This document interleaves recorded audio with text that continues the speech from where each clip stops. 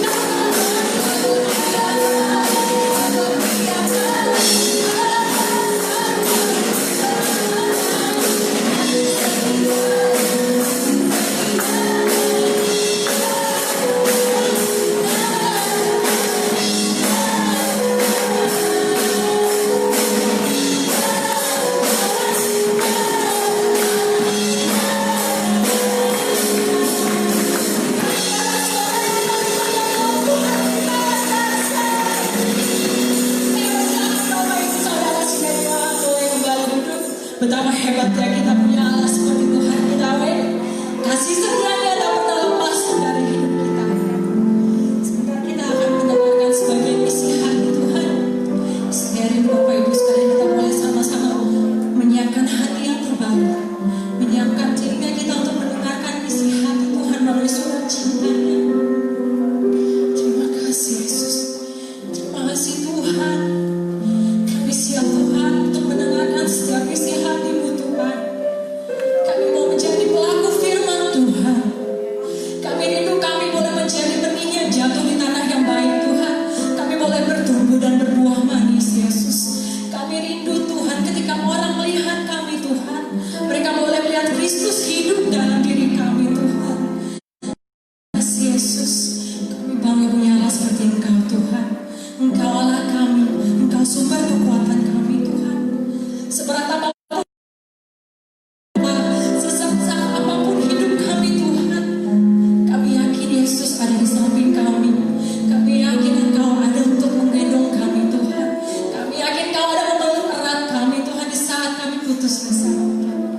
Terima kasih Yesus. Engkaulah kekuatanku Tuhan. Engkaulah kekuatanku.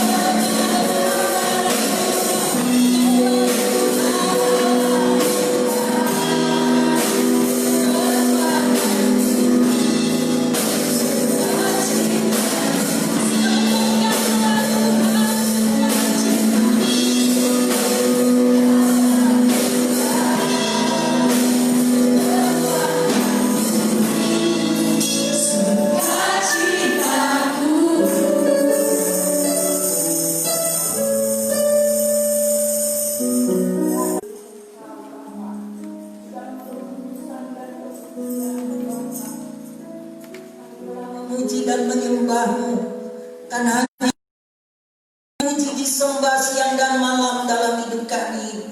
Sebab itu Tuhan, saatnya kami mau memberikan hati kami, hidup kami untuk Engkau tuntun lewat kebenaran-Mu Bapa, sehingga semasa kami hidup dalam dunia yang sementara ini, semakin hari kami bawa hidup kami semakin berkenan di hati Tuhan, semakin boleh berdampak bagi kemuliaan nama-Mu. Mari Bapa, berbicaralah Engkau lewat hamba-Mu yang telah Engkau persiapkan untuk menyampaikan isi hati-Mu. Biarlah firman yang keluar dari mulut-Mu itu yang disampaikan Bapa, karena firman-Mu lah yang dapat memerdekakan kami, untuk kami bertumbuh, berakar, berbuah di dalam Engkau, sehingga hidup kami terus memiliki gairah untuk mengejar Engkau, hidup di dalamnya dan berbuah di dalamnya. Berfirmanlah Engkau Bapa, kami siap mendengarnya.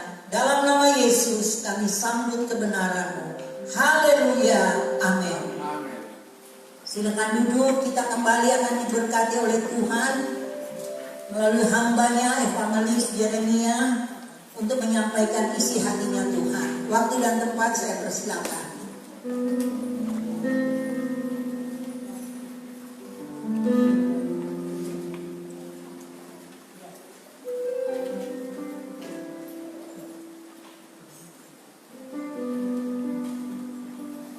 Shalom. Puji nama Tuhan kalau hari ini kita boleh masuk dalam worship this morning. Kalau keberatan kita boleh berdiri, kita menyembah sekali lagi. Atau lagu pujian ini sing well, boleh bantu saya. To God be the glory, God.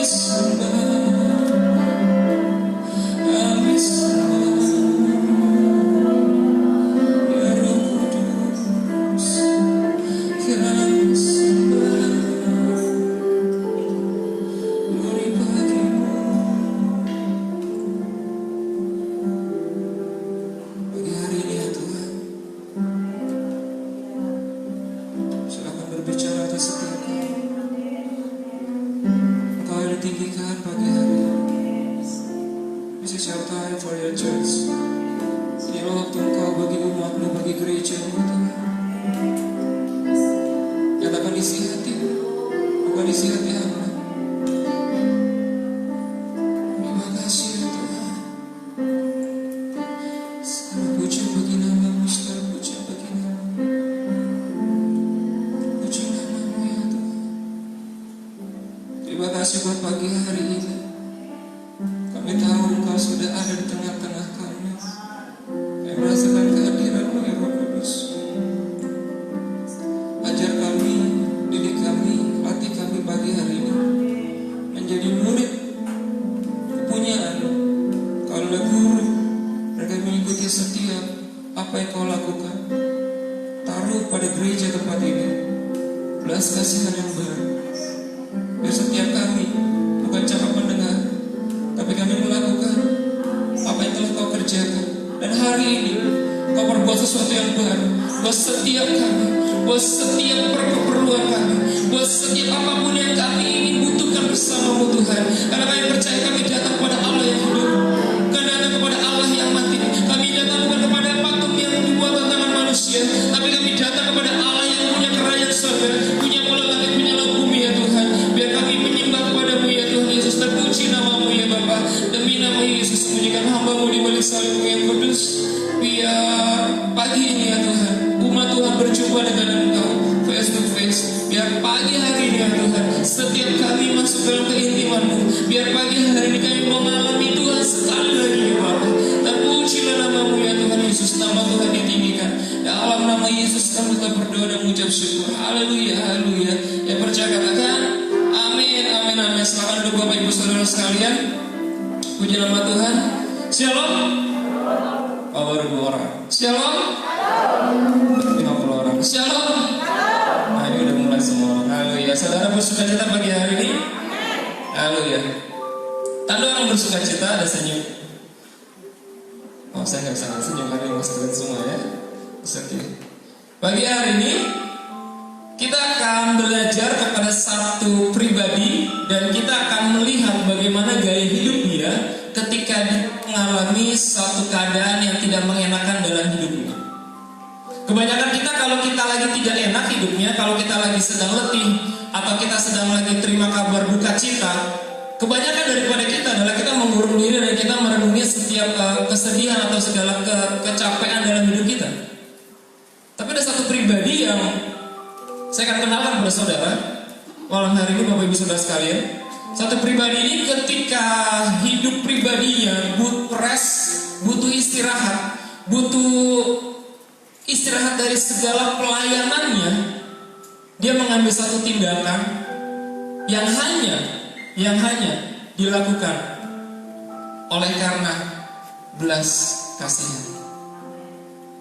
Seberapa banyak dari kita hari ini kita punya belas kasihan, saudara? Belas kasihan itu bicara kepedulian. Kalau saya catat di sini katakan kepedulian itu atau belas kasihan itu adalah emosi manusia yang muncul, ya kan?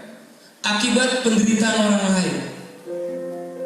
Wah, kalau orang menderita harusnya syukurin gitu ya. Tapi kita kan belajar dari satu pribadi ini. Ketika ada orang lain sedang menderita, dia memunculkan emosinya. Dan tidak sekedar memunculkan emosinya, tapi dia berbuat sesuatu. Perasaan ini biasanya memunculkan usaha mengurangi penderitaan orang lain. Hari ini, tadi sebelum ibadah saya banyak diskusi dengan seorang dokter. Dan saya tahu ketika jiwa dokter itu, kalau ketemu dengan orang yang menderita, taruhlah tabrak motor, tuh hatinya langsung refleks, saudara, ya kan? Mengobati.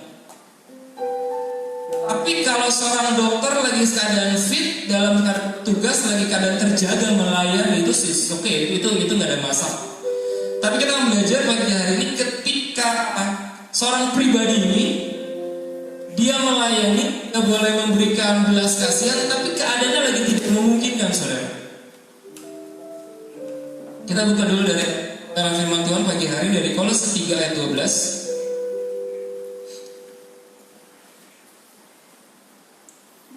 Kolose 3:12.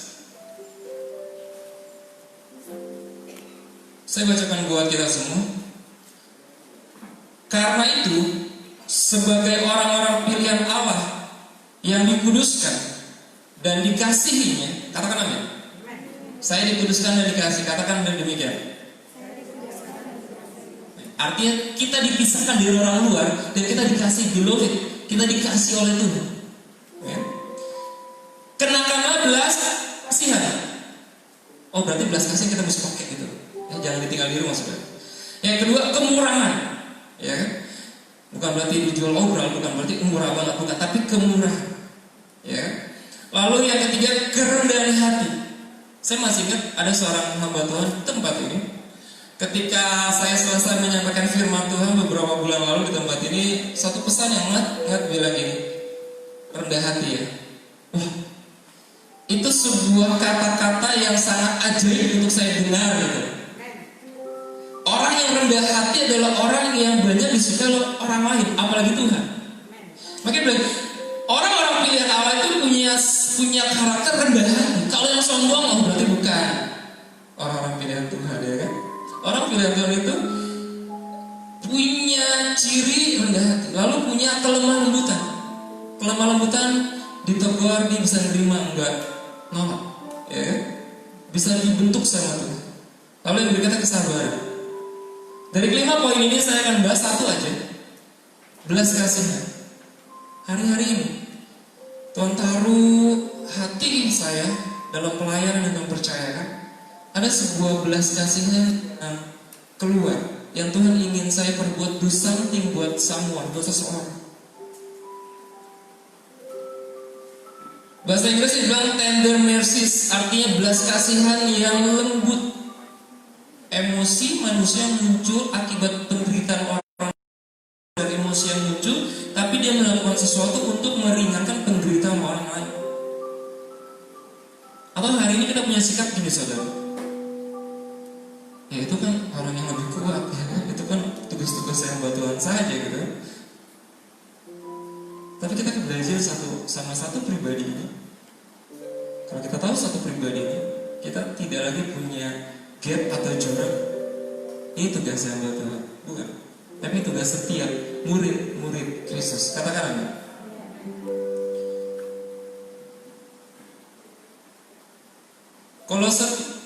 Surat Kolose ini ditulis oleh Paulus saat dia berada di penjara. Paulus saat itu tidak sempat mengunjungi Kolose. Kolose itu satu kota yang maju dan banyak tempat-tempat perjual beli segala macam, penjualan itu saat itu begitu pesat, dan dengan begitu pesatnya ada dua ajaran yang membingungkan. Dan Epafros, kawan sekerja Allah, dia menyampaikan beban-beban pastoral ini jemaat Kolose kepada Paulus yang sedang dipenjara. Ada dua ajaran yang hari-hari itu sedang terjadi di Kolose. Yang pertama, Kolose sedang dibuai dengan sebuah namanya pemahaman mistik, dewa-dewa. Ketika Epafros menyampaikan Injil, Yesus disangka dewa, salah satu dewa, ya kan? Ada yang dikatakan menyembah malaikat. Saudara bisa bayangkan malaikat disembah? Kolose 2:18, saudara bisa bayangkan. Ibadah menyembah malaikat itu satu aliran, satu ajaran mistik, bukan Injil, bukan Kristus. Tapi satu lagi Yudaisme, ya kan? Yang hari-hari perayaan mesti tertentu mesti dilakukan, ya kan? Makan mesti ada aturan seperti ini dan sunat menurut ajaran saat itu. Tapi Epafros menyampaikan Injil Yesus sepenuhnya, dan ia menyampaikan keadaan ini kepada Paulus di penjara. Paulus hanya menyampaikan ini di penjara, dan dia menulis surat kepada jemaat di Kolose. Ketika ditulis, Paulus sedang menekankan keilahian Allah, bukan sekedar acara ritual yang mistis yang dilakukan kepada dewa-dewa saat itu, bukan sekedar nyembahan kepada Tuhan yang benar Yesus Kristus, tapi ada perbuatan yang perlu dilakukan oleh jemaat di Kolose kepada sesama. Hari-hari ini kalau kita menyembah Tuhan sepertinya asik saudara ya. Seakan-akan kita lupa sama orang-orang yang sedang membutuhkan pertolongan kita. Gereja hari-hari ini it's okay, bagus gitu. Tapi Paulus mengajarkan di Kolose 3 ayat 12 ini, dia menggambarkan ada manusia lama dan manusia baru, ya kan? Kolose 3:12 yang tadi kita baca, ketika ada manusia baru, kriterianya sampaikan saudara. Kriteria ini salah satunya muncul kata belas kasihan. Artinya Paulus sedang menulis surat kepada jemaat di Kolose melalui Epafras yang menyampaikan, ya kan? Lalu dia bilang, orang-orang pilihan Allah yang dikuduskan, dikasihi, kenakanlah belas kasihan.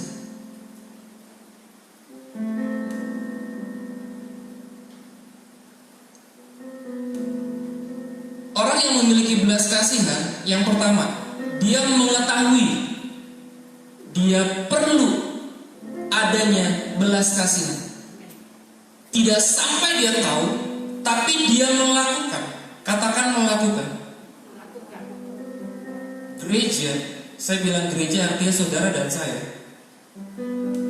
Hari-hari ini kita melakukan belas kasihan yang telah Yesus perbuat buat kita. Amin. Kalau saudara dipercayakan sebuah keluarga atau pelayanan, saudara melayani pelayanan ini dengan punya belas kasihan atau tidak? Different things. Outputnya, hasilnya pasti beda. Pekerjaannya mungkin sama, tapi hasilnya pasti beda. Kita akan lihat Matius 14 ayat 14. Kita belajar 2 ayat berikutnya di Matius 14.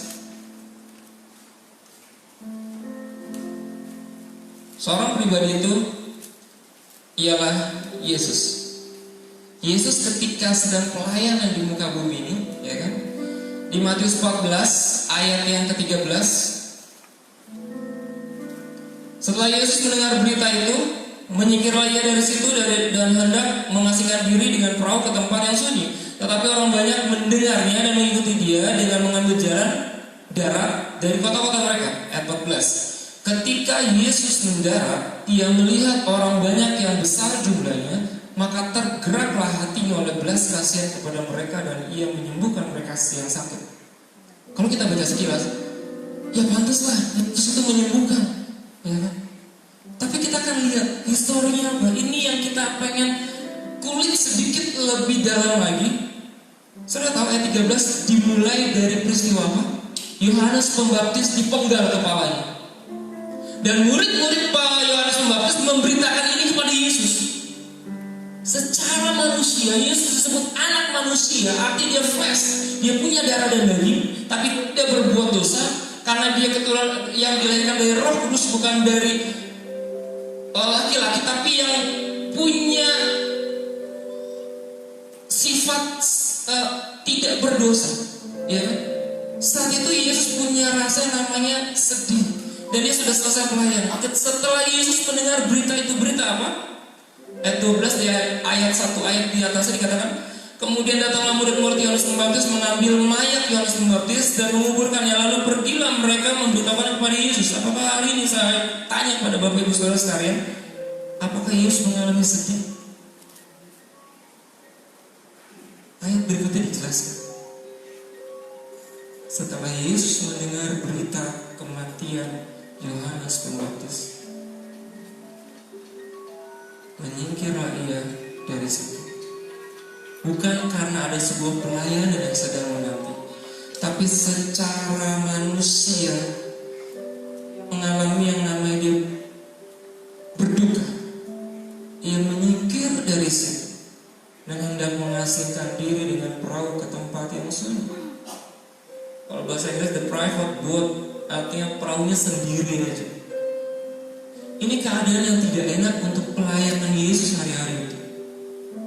Hari-hari itu seperti kalau punya waktu, kalau bisa di stop, jangan banyak orang mengikuti Yesus hari itu. Tapi berita kematian ini tidak bisa dipungkiri oleh Yesus. Keadaan Yesus saat itu tidak mengenakan, saudara. Kematian Yohanes Pembaptis bukan kematian biasa. Kepalanya diminta. Raja memberikan kepala Yohanes Pembaptis, sumpan di penjara, dipenggal, kepalanya dipersembahkan.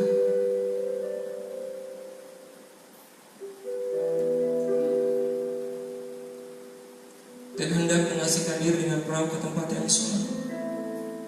Boleh nggak Yesus mengasingkan diri? Di ayat yang terakhir dikatakan pas benar Yesus berdoa, dia mengasingkan diri. Tapi kali ini mengasingkan diri karena dia sedang terima kabar duka cita. Ya kan? Tapi Matius dengan hebat dia tulis setelah menyingkir ke tempat yang sunyi, dia bilang titik, tetapi. Wah, ada apa lagi? Yesus sedang berduka, tapi dia bilang tetapi. Orang banyak mendengar dan mengikuti dia. Ini kan good news, ini kan kabar baik. Banyak orang-orang berbondong mencari Yesus.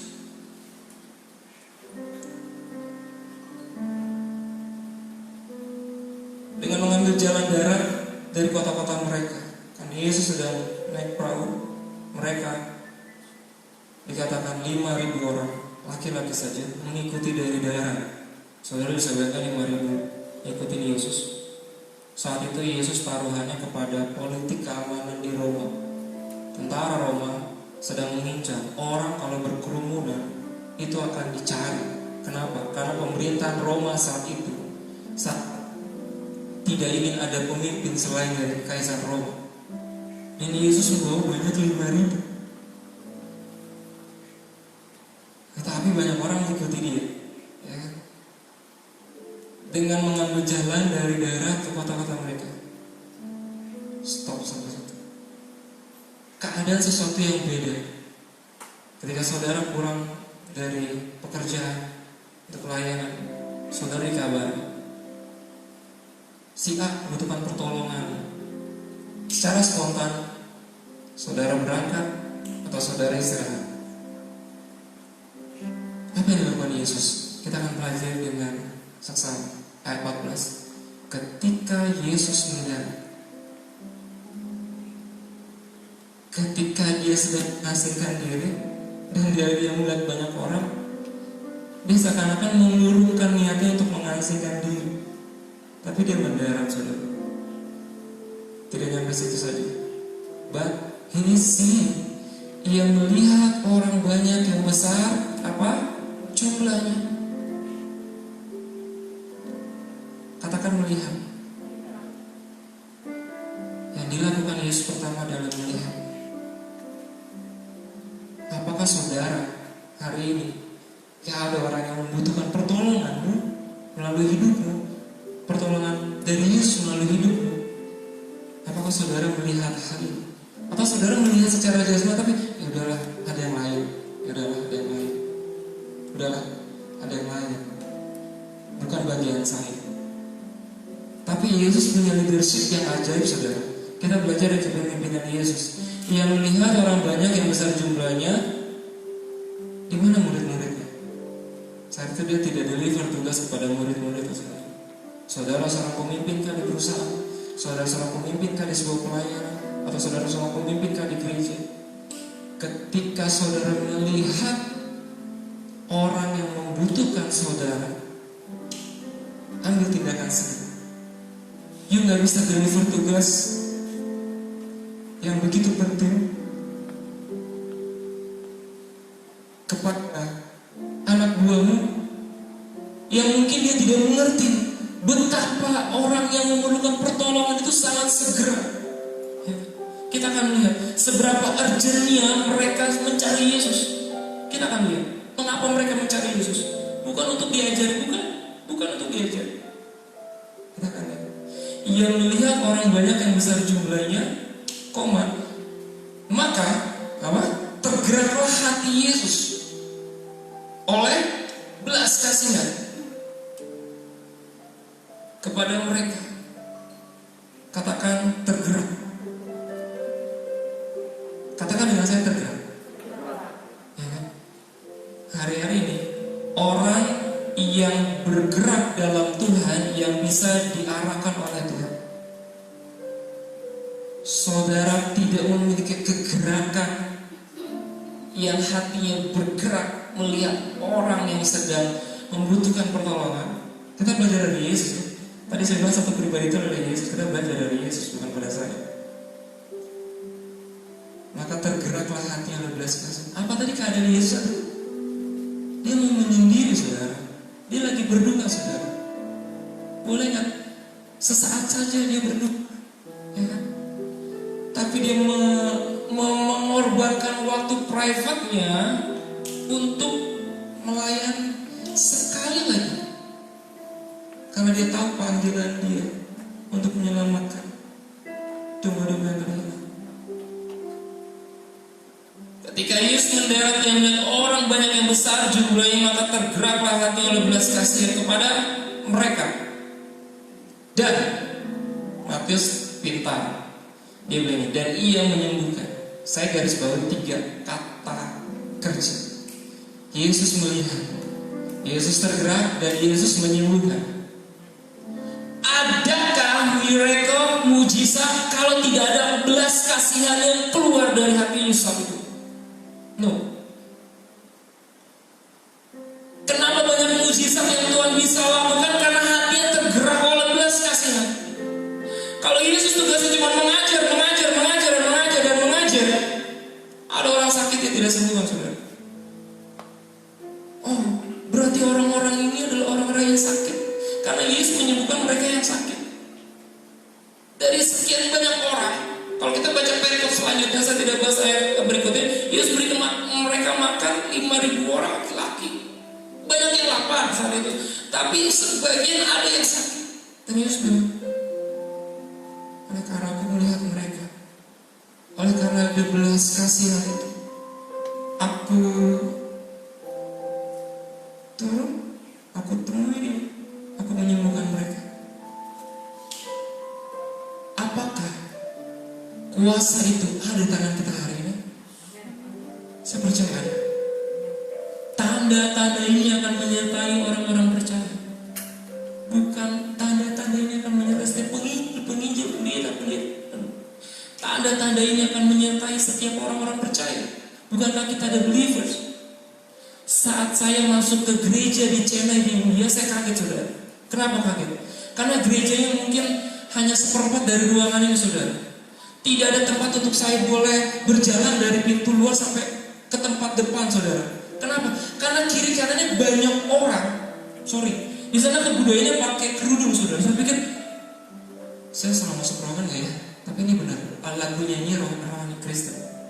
Dan setiap koridornya ada anak kecil. Saya bilang, Tuhan, ini orang percaya. Ini orang percaya. Ya kan? Dan ketika saat itu saya masuk ke gereja di India, dan saya bilang, wow, live, ini gereja bergerak. Ini gereja bergerak. Rohnya berapi-api, ya kan? Dan ketika Yesus menyembuhkan mereka yang sakit, saya baru belajar mujizat yang Yesus lakukan. Karena Yesus memiliki satu teladan, dia punya belas kasihan. Bukan sekedar emosi karena dia bilang, oh ya, aku melihat orang banyak mengikuti aku dan mereka kelaparan dan mereka ada yang sakit. Tapi emosi itu dilanjutkan dengan tindakan. Apa meaningnya, apa artinya buat hari ini kita umat Tuhan? Saya hari ini mungkin tidak sedang menina-bobogan saudara, tapi hari ini saya sedang mengajari. Kalau Yesus saja di tengah segala waktu private dia mengorbankan waktu pribadi untuk menyembuhkan orang banyak karena dia tergerak hati oleh belas kasihan, masakan kita membiarkan waktu private kita Yang saat itu banyak orang, yang mungkin ada satu orang saja, mungkin kita nggak bilang jangan banyak orang deh, ya kan? Mungkin satu orang saja membutuhkan kita, dan kita bilang cuek aja. Ada yang lain kok, udah saya tumpang tangan doa saja. Tapi hari ini, adakah saudara menjadi murid-murid Yesus? Dan kalau Yesus melakukan hal ini, kita punya hati yang belas kasihan, punya hati yang lebih daripada empati, ya kan? Lebih daripada kasihan, ya. Kasihan ya, anak itu nggak sekolah, ya kan? Kasihan ya, orang itu udah nggak kerja gara-gara COVID, ya kan? Dipecat dari kantor. Semalam saya baru ketemu seorang anak muda cerita sama saya lagi S2 di Petamburan teologi. Saya tanya, kamu apa kesibukannya? Kerja, tapi lagi nggak kerja selama 6 bulan gara-gara COVID. Oh, berarti kamu kuliah sambil kerja? Iya, good. Adakah kita hari ini ketika ngeliat orang-orang seperti ini, satu dari sekian banyak orang yang mengalami yang, apakah kita cuma oh ya saya berdoa ya? Atau kita ada perbuatan lebih dari sekedar kasihan? Saya tidak meminta saudara untuk mau berbuat sesuatu buat orang lain saat ini. Tapi yang saya minta adalah, kalau Yesus yang cerita ditulis dalam Alkitab ini, Dia sudah kasih teladan. Dan hari ini kita bilang, Tuhan, gue kan masih kekurangan. Yesus kurang apa? Kurang istirahat apa? Dia mau mandi diri, saudara.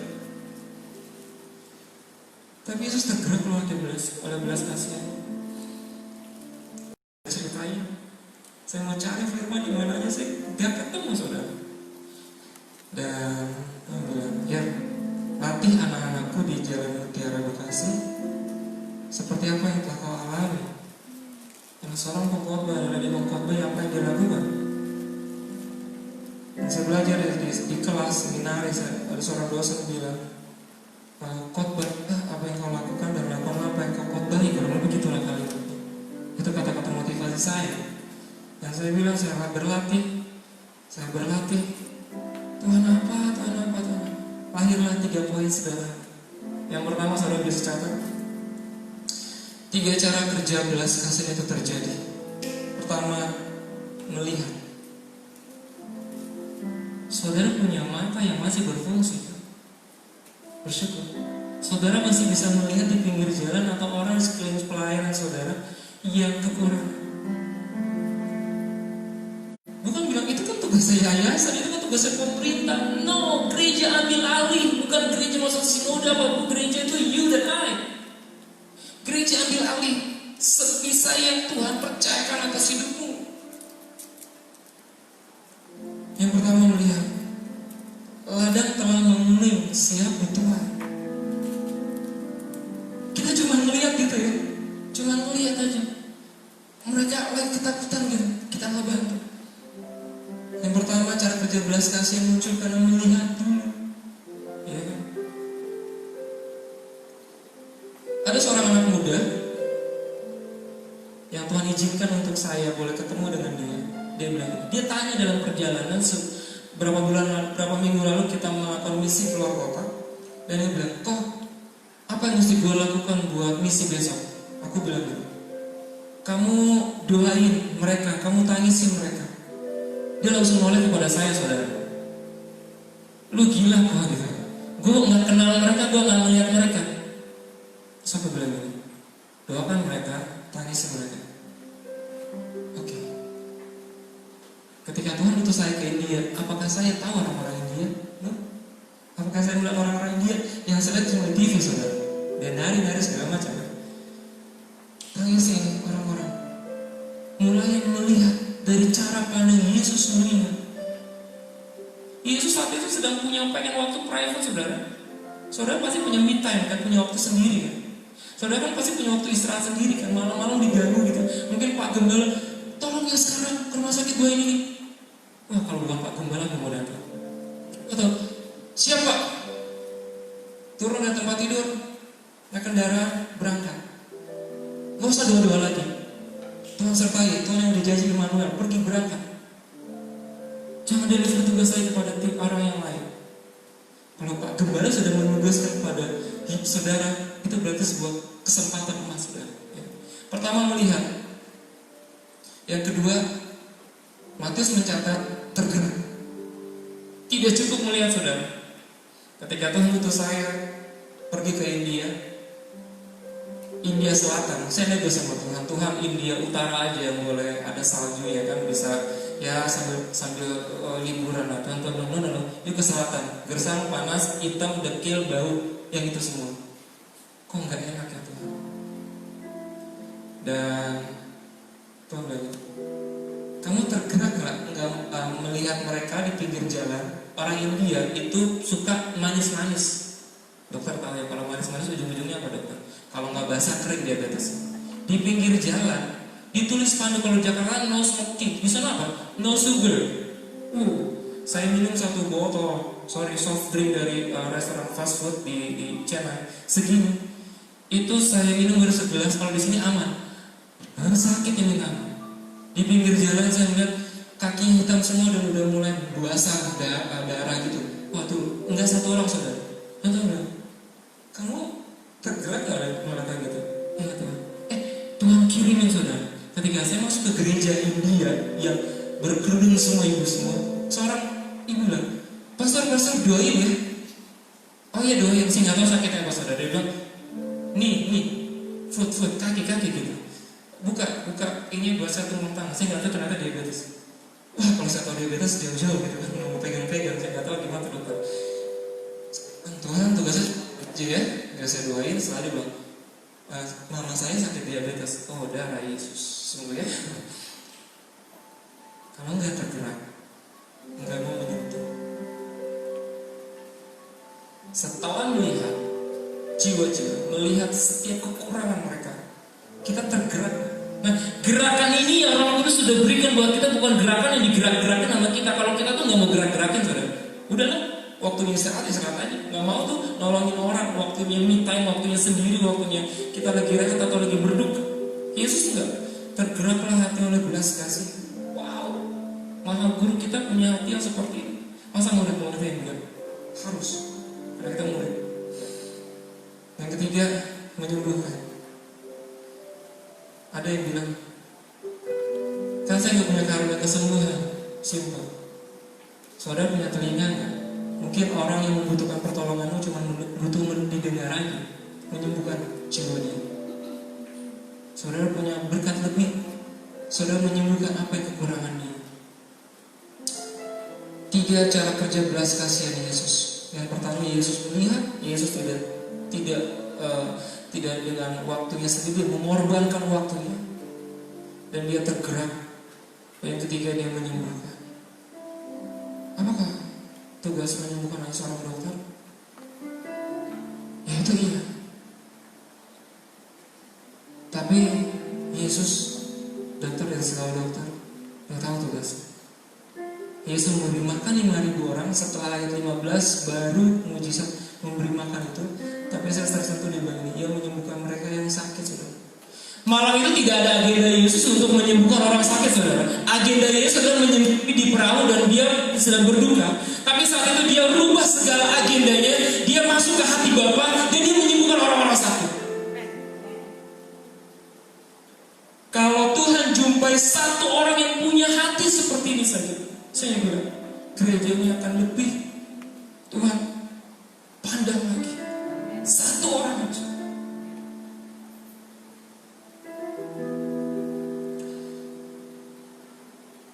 Di akhir saya mau kesaksian satu kejadian. 1 minggu lalu, tepat 1 minggu lalu, jam 11 malam saya sudah istirahat, saudara, udah tidur, hampir tidur. Saya digerakkan oleh Tuhan. Tanya, anak ini sudah sampai ke rumah belum? Karena sebelumnya kita sedang doa bareng dan kita sedang kumpul gitu kan, sedang berdoa gitu dengan dia berdoa. And then dia pulang ke luar kota gitu, bukan di Jakarta tapi di Jakarta. Dan malam itu ini anak baru, saya belum pernah ketemu orang ini, tapi saya digerakkan. Tanya dia, saya tanya, orang ini saudara tahu, dia tidak boleh pulang karena dia habis bergereja, selesai berdoa. Dia diusir masuk ke saudara. Terus saya bilang, Tuhan, aku nggak bilang Tuhan gue mesti ngapain, aku nggak nanya gitu. Aku tanya lagi, kamu diam di situ, saya jemput kamu. Saat itu saya punya tim, saya bilang gini, bangun yuk kita berangkat. Saya nggak ambil opsi itu sampai saya bilang saya akan berangkat. Saya nge-drive sendiri hujan-hujan. Dan saya bilang, Tuhan, kenapa bisa kayak gini Tuhan? Dan Tuhan ajarin, ya, mengasihi itu bukan sekedar you preaching in the church, kamu bukan berkhotbah saja di mimbar seperti ini, tapi orang lain yang membutuhkan kasihku melalui hidupmu. Do something for someone, lakukan sesuatu. Malam itu saya datang ke kota, 40 menit perjalanan dengan ngebut, ya kan, dengan hujan. Saya tidak pikir panjang di tempat saya tidak punya tempat. Yang penting yuk malam hari ini tidak tidur di stasiun. Tuhan punya hati seperti itu dan saya bilang, Tuhan, yang malam hari itu saya diajari sama Tuhan gini, biar aku masih bisa berpartner dengan Engkau ya. Tuhan, pakai aku sampai aku melakukan apa yang Kau mau. Saat itu aku punya pilihan. Tuhan, aku mau istirahat ya, gak usah tanya anak ini ya. Yang malam siang hari ini kita belajar arti belas kasihan. Ini bukan tugas seorang dokter saudara, ini bukan tugas seorang pendeta saudara, tapi setiap orang yang mendengarkan kebenaran firman ini. Karena kita sedang belajar dari guru besar kita, Yesus Kristus. Saya perkenalkan namanya adalah Yesus Kristus. Roh Kudus yang menggerakkan saudara. Dan setelah itu akan ada banyak orang di luar sana. Penjangkauan terjadi dengan sesuatu yang sederhana, asal kau digerakkan. Amin. Demikian firman Tuhan. Kita berdoa.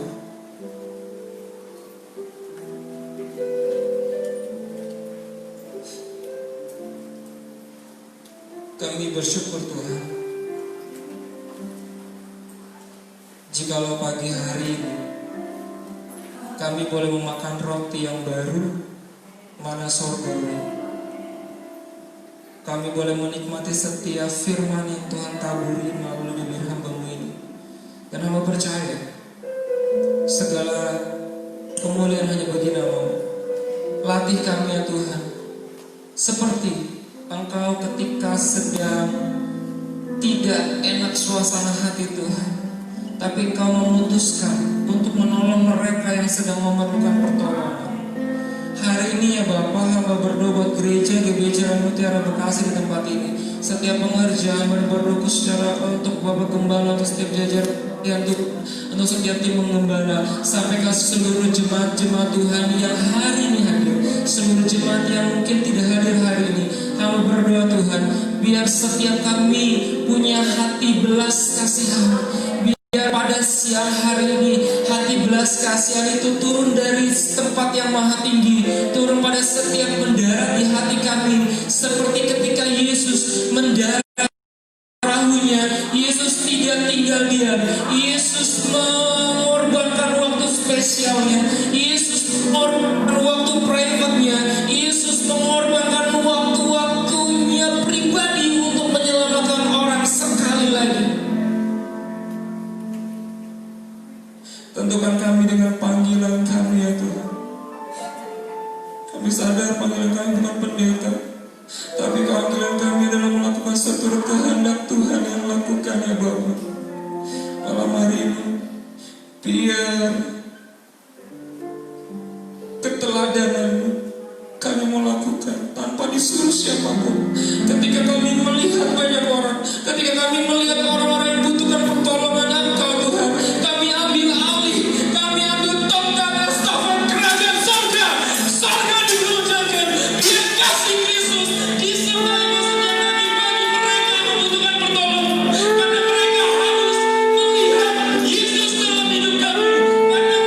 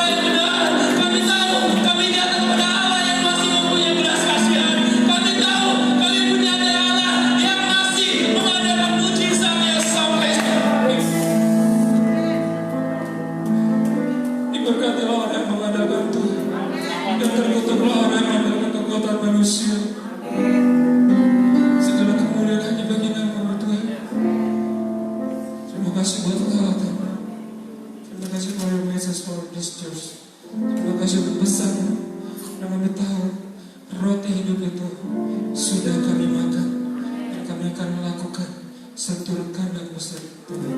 Di dalam nama Yesus, ya segala puji kemuliaan kami kembali dalam satu nama penuh ajaib dalam nama Tuhan Yesus Kristus Allah kami hidup. Haleluya. Amin.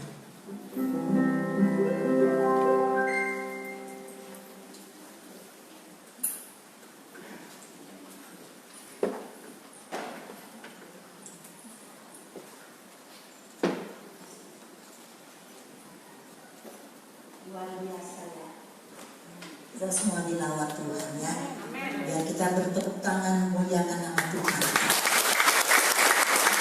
Lalu menjadi satu motivasi buat kita anak-anak muda ya, untuk tidak tinggal di sudut kenyamanan, tapi kita melakukan kehendak Tuhan ya.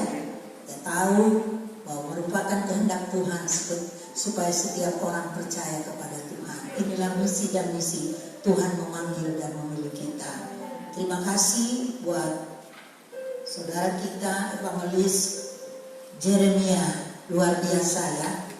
Terima kasih atas nama Bapak dan Ibu Gembala. Kami hamba Tuhan terus mendukung anak-anak muda untuk maju di dalam Tuhan, menjadi berkat memenangkan jiwa-jiwa buat kerajaan Tuhan.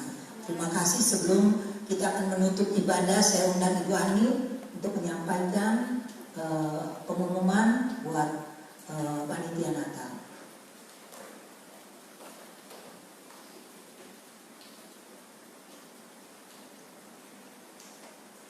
Shalom Bapak Ibu yang kekasih. Shalom. Puji Tuhan. Natal sudah dekat ya Bapak Ibu. Sebentar lagi, kira-kira kurang lebih 2 bulan lagi kita akan merayakan Natal. Kita akan di tempat ini tetap juga akan merayakan Natal dengan protokol yang ada, dengan protokol-protokol kesehatan yang ada. Untuk itu dari tim Dana akan mengunjungi rumah Bapak Ibu sekalian yang seperti biasanya setiap bulan November sudah jalan, Oktober November sudah jalan ke rumah Bapak Ibu.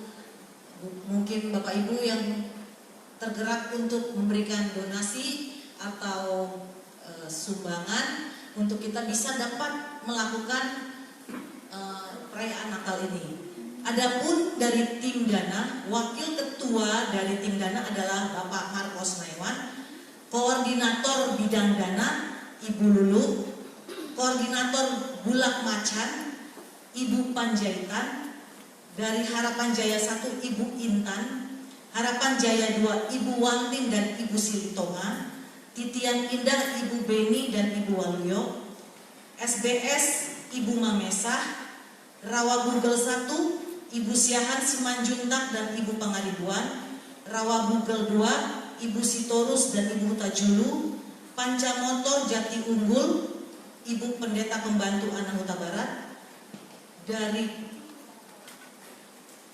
Komisi Lansia Ibu Erni dan Ibu Siahaan, tadi Ibu Harapan Jaya 1 Ibu Intan, kemudian Harapan Indah Ibu Yulin dan Ibu Yakub, Wahana Harapan Ibu Saudari Pendeta Muda Asina Manurung, Dana Luar Ibu Surya, Ibu Lulu dan Ibu Nini. Jadi Bapak yang kekasih dan ibu-ibu yang kekasih, ibu-ibu yang menjadi panitia ini yang akan bergerak untuk mengunjungi rumah-rumah Bapak Ibu sesuai dengan wilayah-wilayah yang sudah saya bacakan tadi.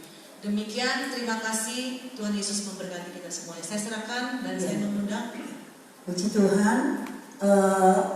Sebelum kita tutup ibadah, seperti biasa kita terus dukung dalam doa buat pembangunan tempat ibadah, dan ada permohonan doa buat didoakan buat Ibu Tampu Bolon Boru Panjaitan dalam kelemahan tubuh. Untuk itu kita bangkit berdiri, kita akan naikkan pujian Kami Memuji Kebesaran-Mu, dan saya mohon Bapak Pendeta Muda Sitorus untuk doa berkat.